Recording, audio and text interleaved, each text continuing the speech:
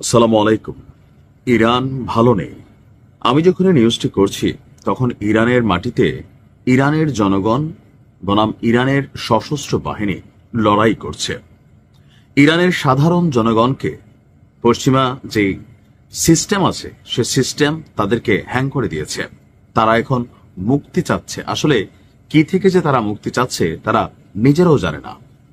অর্থনৈতিক মন্দা, মুদ্রার দরপতন, যে আন্দোলন ছিল স্বাভাবিক, সারা পৃথিবীতে ঘটে, কিন্তু এটাতে পশ্চিমা ইন্ধনে এখন একটা রক্তক্ষয়ী সংঘর্ষে পরিণত হয়েছে। আপনি আশ্চর্য হবেন যে ওই দেশে এই মুহূর্তে কি চলছে এই ভিডিও দেখে। দর্শক, আমি যখন এই নিউজটি করছি, গতকালকে ইরানের সেনাবাহিনী এবং রাজকীয় যে বাহিনী আছে আইআরজিসি, তারা ঘোষণা করেছিল রেড লাইন। রাষ্ট্রীয় কোনো সম্পত্তিতে হাত দেওয়া অথবা ইরানের সার্বভৌমত্বের বিরুদ্ধে অবস্থান নেওয়া, এটা আল্লাহর বিরুদ্ধে যুদ্ধ করা, এই ঘোষণাও কিন্তু ইরান সরকার দিয়েছে। তারা এই শব্দটা কেন ব্যবহার করলো? যে এখানে যারা প্রটেস্টর আছে বা আন্দোলনকারী আছে, তারা বেসিক্যালি ইরানের ইস্যুতে তারা আসলে লড়াইটা করছে না। তারা লড়াইটা করছে তাদের ভেতরে ঢুকে থাকা অথবা মার্কিন যুক্তরাষ্ট্র থেকে পশ্চিমা মতাদর্শের অনুসারী রেজা পাহলভি, সেই ৪৫ বছর আগে যাকে উচ্ছেদ করা হয়েছিল, তো সেই কি বলে যে সাবেক যেই নেতা ছিলেন তারই যে সন্তান, তো সেই রেজা পাহলভির পরিকল্পনায়, ম্যাটিকুলাস ডিজাইনে পশ্চিমা অর্থনীতি, সমরনীতি এবং আমেরিকার যে দুষ্ট ছেলে আছে তাদের কূটনীতি, সবকিছু মিলিয়ে ইরানের জনগণকে ইরানের বিরুদ্ধে দাঁড় করিয়ে দেওয়া হয়েছে, যা স্পষ্ট সীমা লঙ্ঘন। আর সেই সীমা লঙ্ঘনের বিরুদ্ধে গতকালকে থেকে রেড লাইন জারির পর আজকে রক্তক্ষয়ী সংঘর্ষ হয়েছে। আমি যখন নিউজটি করছি এখন পর্যন্ত নিরাপত্তা বাহিনীর অন্তত ১০৯ জন সদস্য নিহত হয়েছে। কার হাতে?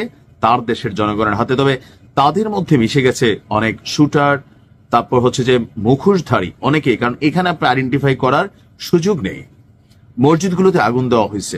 সরকারি সম্পত্তি এখনো একের পর এক দুর্ঘটনার শিকার হচ্ছে। ইস্ফাহান এবং কেরমাহান শাহ প্রদেশের সড়কগুলো এখন রণক্ষেত্রে পরিণত হয়েছে, যেখানে পুলিশ এবং থানাগুলোকে টার্গেট করা হচ্ছে। পরিস্থিতি কতটা ভয়াবহ তা স্পষ্ট হয়েছে রেড ক্রিসেন্ট সোসাইটির উপর হামলার ঘটনায়। গুলিস্তান প্রবেশে ত্রাণ ভবনে হামলা হয়েছে। এমনকি পূর্ব ইরানের মাশহাদ শহরে একটি মসজিদেও অগ্নিকাণ্ডের ঘটনা ঘটেছে।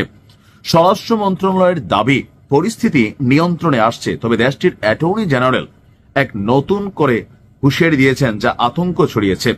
তিনি বলছেন যে এই ঘটনার সাথে যারাই জড়িত প্রত্যেকের সর্বোচ্চ শাস্তি হচ্ছে মৃত্যুদণ্ড, তারা যেন থেমে যায়। অপরদিকে ইরানের জনগণ যেন মনোবল না হারায়, সেই জন্য মার্কিন যুক্তরাষ্ট্র বলছে তারা যে কোনো সময় এখানে অভিযান চালাবে। আর অভিযানের লক্ষ্যবস্তুগুলো হবে বেসামরিক স্থাপনাগুলা। ইরানের জনগণের পক্ষে তারা আছে।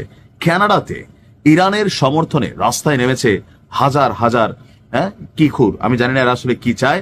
তারা চায় ইরানের মধ্যে ইসলামিক প্রজাতন্ত্র বা ইসলামিক রিপাবলিকান ইসলামিক যে কান্ট্রি, সেটা পরিবর্তিত হোক নতুন ভাবে। একই দৃশ্য আমরা দেখেছি যুক্তরাজ্যে থাকা ইরান দূতাবাসের সামনে যেই ইরানের রাষ্ট্রীয় পতাকা আছে, সেই পতাকায় নতুন সেই সিংহের যে ছবি, আমার আগের ভিডিও যারা দেখেন নাই দেখে নিবেন, ইরানের পতাকাও এই যে ইলন মাস্কের যে কোম্পানি এক্স, সাবেক টুইটার, সেখানে নতুন নতুন পতাকার ছবি দেওয়া হয়েছে।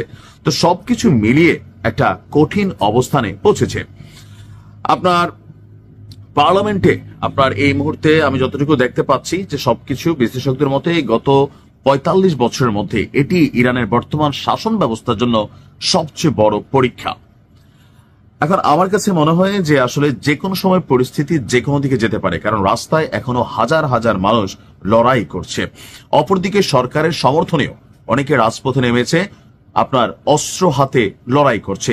ইরানের যারা প্রটেস্টর আছেন তাদের কাছে অত্যাধুনিক প্রযুক্তির অস্ত্র আছে, যা দিয়ে তারা পুলিশ এবং সেনাবাহিনীর বিরুদ্ধে লড়াই করছে। আইআরজিসির মতন রাজকীয় বাহিনীর ৮ জন ছিল গতকালকে, আজকে দেখছি ১৯ জন তারা নিহত হয়েছে। কে মারছে, কারা মারছে? ইরানের জনগণকে মারছে। এজেন্ডা কার বাস্তবায়িত হচ্ছে, এতটুকু বোঝার ক্ষমতা থাকা উচিত। আল্লাহ ইরানকে হেফাজত করুক। আসসালামু আলাইকুম।